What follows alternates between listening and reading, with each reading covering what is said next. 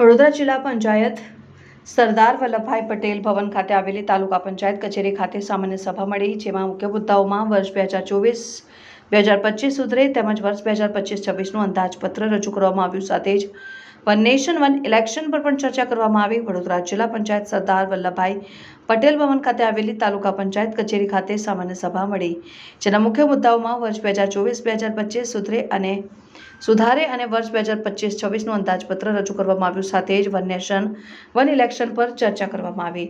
તાલુકા પંચાયતના પ્રમુખ અંકિતાબેન પરમારના અધ્યક્ષસ્થાને મળેલી સભામાં તાલુકા વિકાસ અધિકારી અને તાલુકા પંચાયતના સભ્યો ઉપસ્થિત રહ્યા હતા.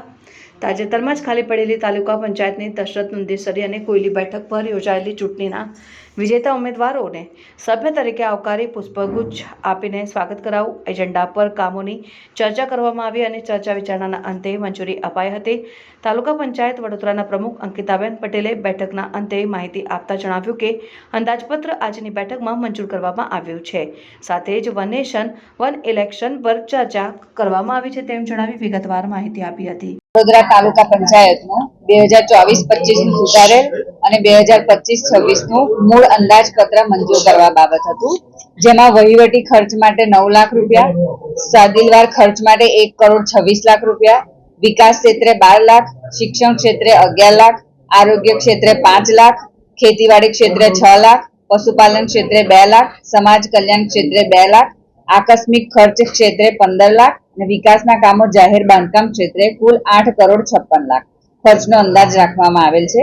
વર્ષના અંતે તાલુકા પંચાયત સ્વભંડોળ ₹5,11,30,343 પુરાંત રહેશે. તમામ પાસાઓને ધ્યાનમાં લઈને અને સર્વાંગી વિકાસવાળું બજેટ હોય સર્વાનુમતે ઠરાવ કરે છે. એજન્ડા પર અન્ય કયા કામો હતા, કેટલા કામોને મંજૂર? એજન્ડા પર કુલ તો 11 કામ હતા, પણ મેઇનમાં 15મા નાણાં પંચનું 25-26ના વર્ષનું તાલુકા કક્ષાના કામો તાલુકા આયોજન સમિતિના આયોજનને બહાલી બાબત આપવામાં આવે, જે કુલ 3,10 લાખના હતા અને એક 2024-25નું સુધારેલ અને 25-26 તાલુકા પંચાયત વડોદરાનું જિલ્લા પંચાયત વડોદરાથી અવલોકન થઈ મંજૂર કરવામાં આવ્યું. બેન, એક રાષ્ટ્ર એક ચૂંટણી બાબતે ચર્ચા થઈ, શું ચર્ચા થઈ?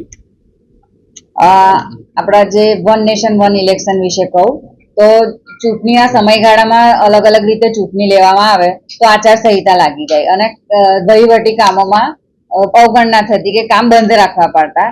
એના કારણે સરકારે એક નવો કાયદો અમલમાં લાવવાનો છે, જે હજુ 2034થી અમલમાં આવશે, કે વન નેશન વન ઇલેક્શન. તો વન નેશન વન ઇલેક્શનમાં તમામ પ્રકારની જે ચૂંટણી છે એક જ જોડે આવશે, જેના કારણે ટાઈમની પણ બચત થશે, ઓછો ખર્ચ થશે અને આચારસંહિતાના કારણે કામ બંધ નહીં રહે.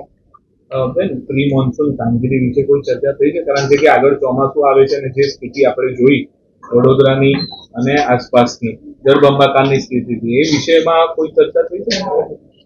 હાલ તો એ વિશે કોઈ ચર્ચા એવી કંઈક થઈ નથી, પણ હવે એવું જે અગાઉ જે થઈ ગયું પણ હવે ના થાય તેના માટે અમે લોકો અટીબદ્ધ છે અને હવે એવી પરિસ્થિતિ ફરીથી ના સર્જાય એના માટે અમે પૂરેપૂરું ધ્યાન રાખવા માટે બેઠા છીએ.